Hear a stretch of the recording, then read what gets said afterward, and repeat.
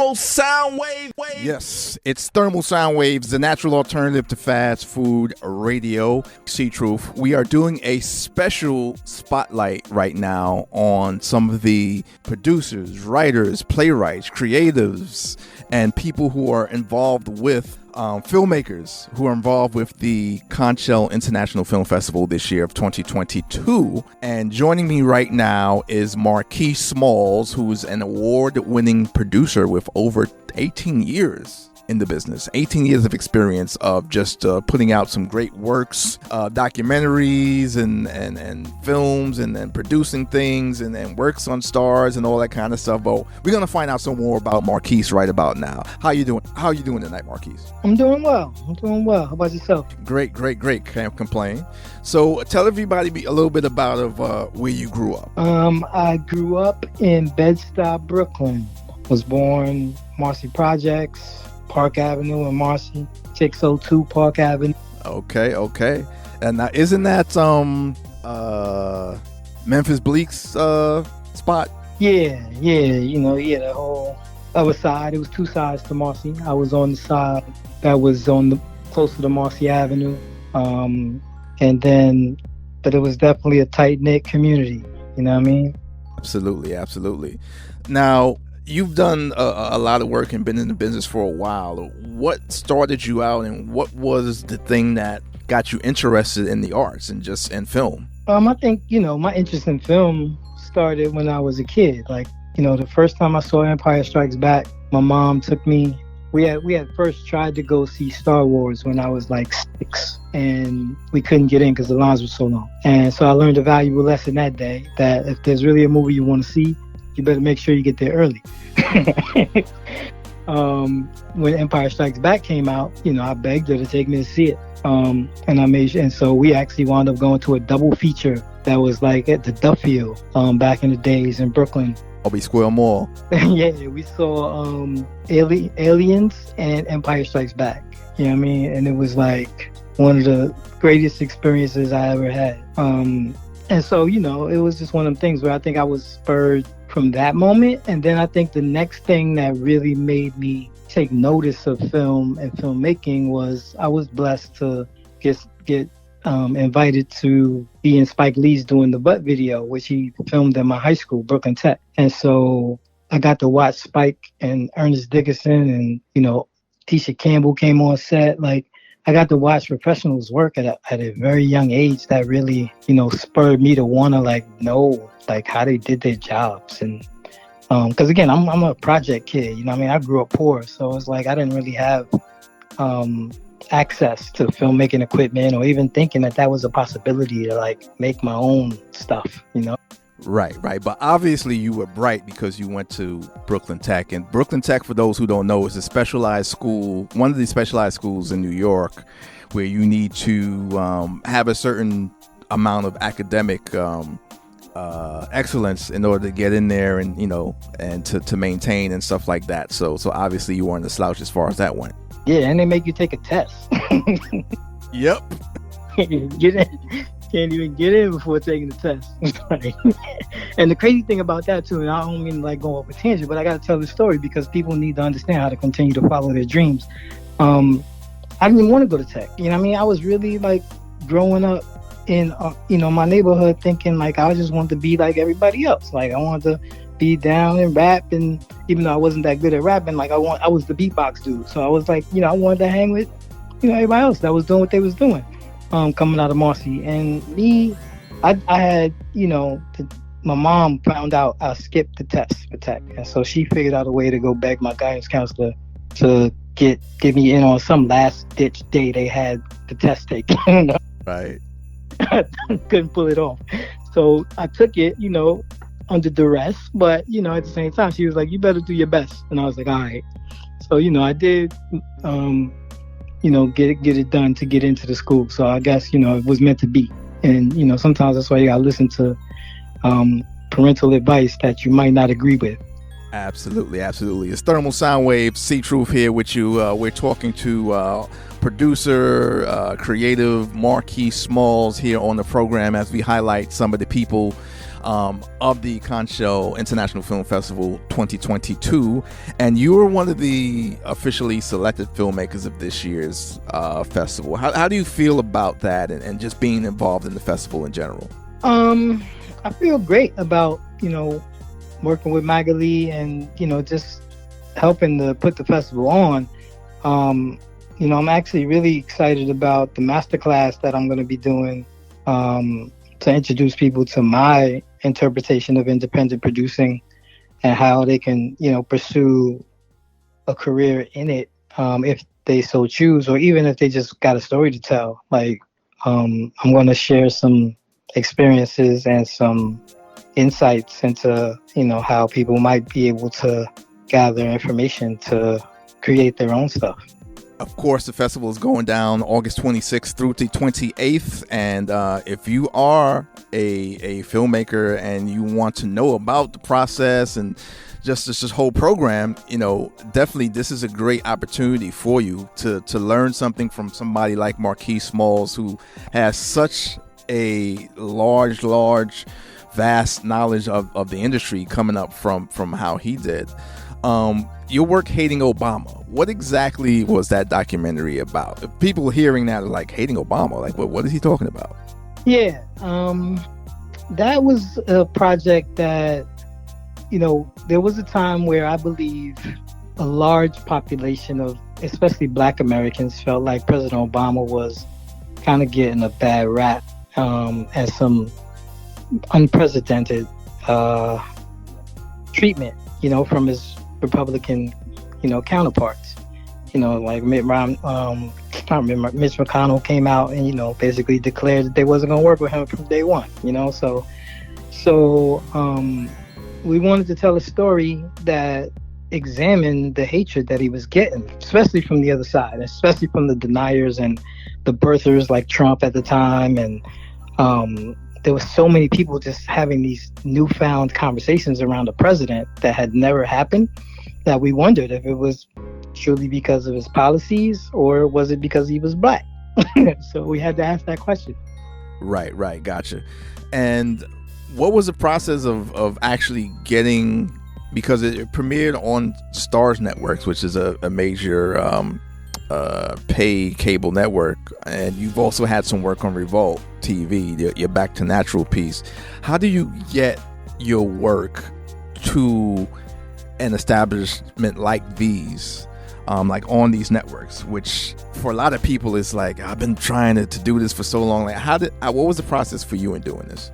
Well, I think there is no quick way to do it unless you build relationships with people who can actually sell or make the deal, because that's really like the main issue of completing a distribution deal, is that most people, especially most filmmakers, like they don't necessarily go into it, for how much they feel like they're gonna make money from it, or think about those relationships until after the fact, because we're so focused on making the project. So I would suggest to everybody, the main thing is to just make work. Like it's really like being an artist. Like artists get better by painting, like singers get better by singing. Like if you're going to say you want to write a script or you want to create something that people can see, then you got to make stuff that people can see. Like it's really not that difficult. It's just what's difficult about it is identifying the story to tell, and if you have the resources to tell the story in the way you want to tell it.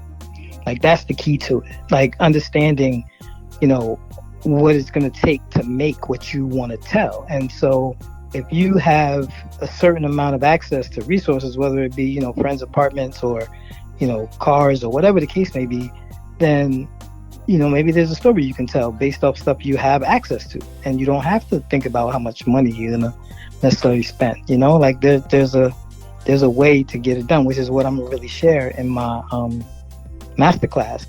Nice plug.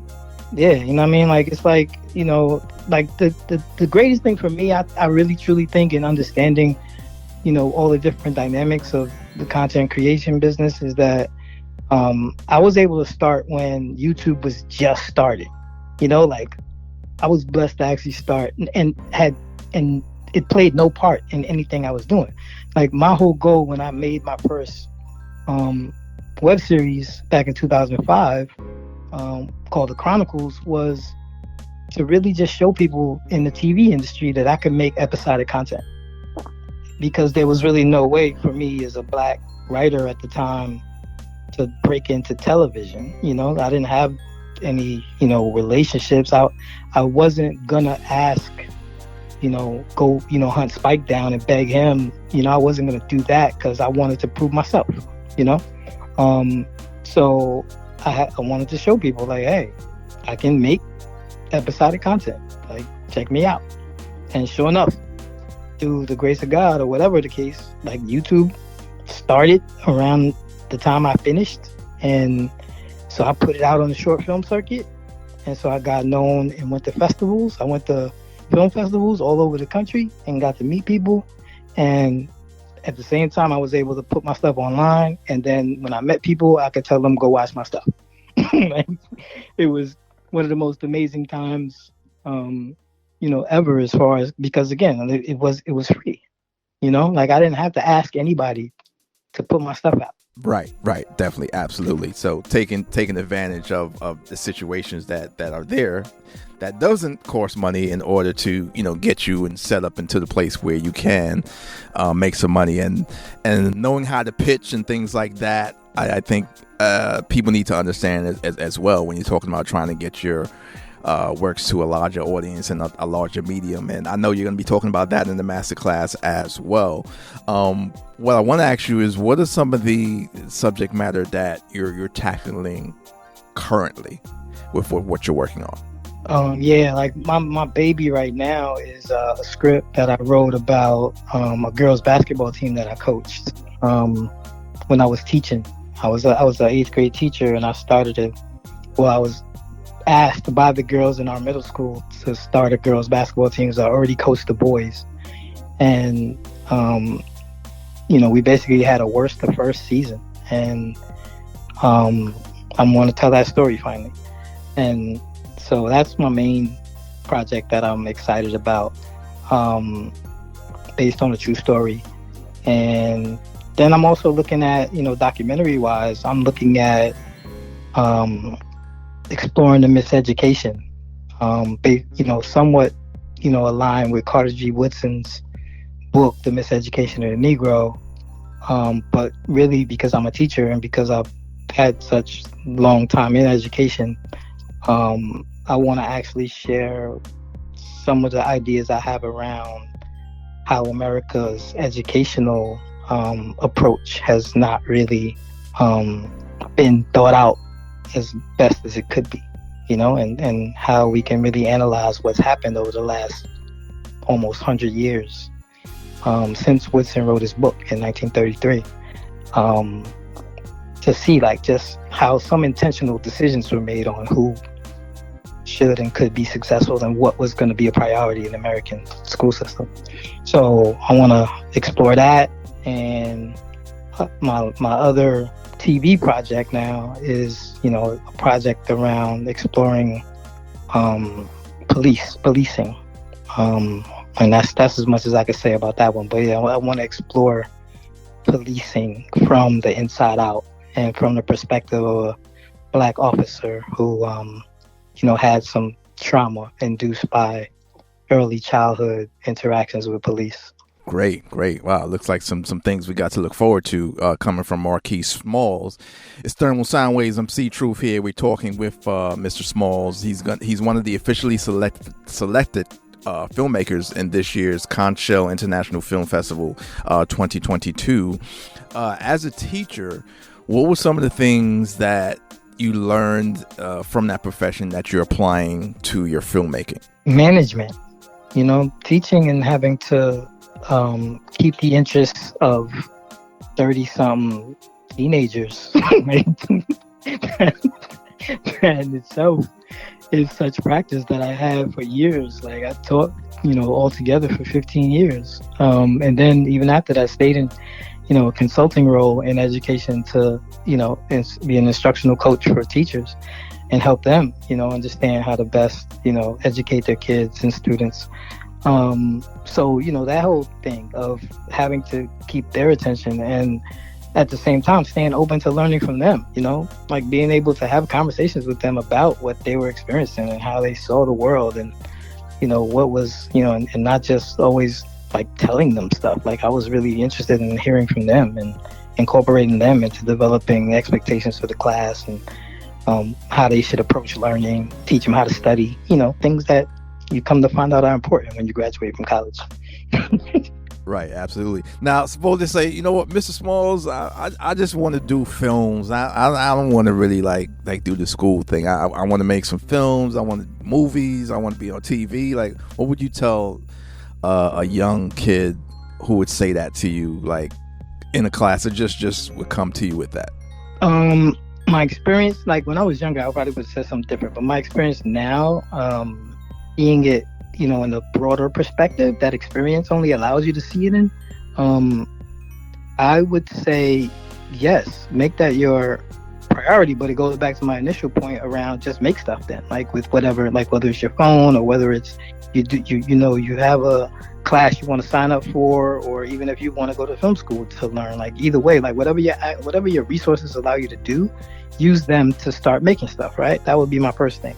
But then on top of that, I would say learn a skill that you also can use to make money so that you can do things your way for a longer period of time. Like you have a greater cushion in life if you don't just think that this one thing until it actually becomes the one thing can sustain you, and not in this capitalistic society. Hell no. Like, you could be all altruistic you want, but the realities of it is I've had to learn, like, and I think the only thing that has really kept me sane and kept me able to continue to go is like I grew up poor, so it's like I knew how to already live poor. So it's like those moments where the finances aren't regularly coming in, like I already had a mentality that helped me get through those moments, because I grew up that way, like not being able to have stuff or being able to eat or whatever the case may be. If it ever got that bad, I knew it couldn't get worse than it was for me as a child, because I knew that, I had already started a career in teaching, and to me, teaching was the perfect career because it gave me half the year off to explore my filmmaking and health benefits at the same time. So it was like a time maximizing thing, So that's what I would suggest to people. Like, think about, what you can do to still make money, because even singers, they write for other singers. You know what I mean? Like, it doesn't have to be away from your creative genius. You can become a cameraman if you want on the side, or you can become a casting agent on the side, or you can write scripts like I do on the side. You know what I mean? Like, but again, for me, the writing scripts was really the initial motivation and why I started in the first place. So that's always driven me. But at the same time, it's helped piece things together. And there's nothing wrong with exploring too. Like, you don't know what you'll like until you actually try it.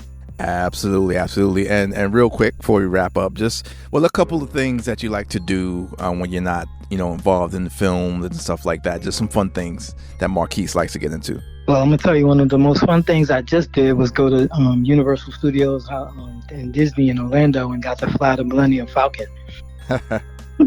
That joint was amazing, and got to do like the whole experience. They got that Star Wars park there. That was like on my bucket list. I had to do it. But other than that, like, I really spend a lot of my time devoted to creating.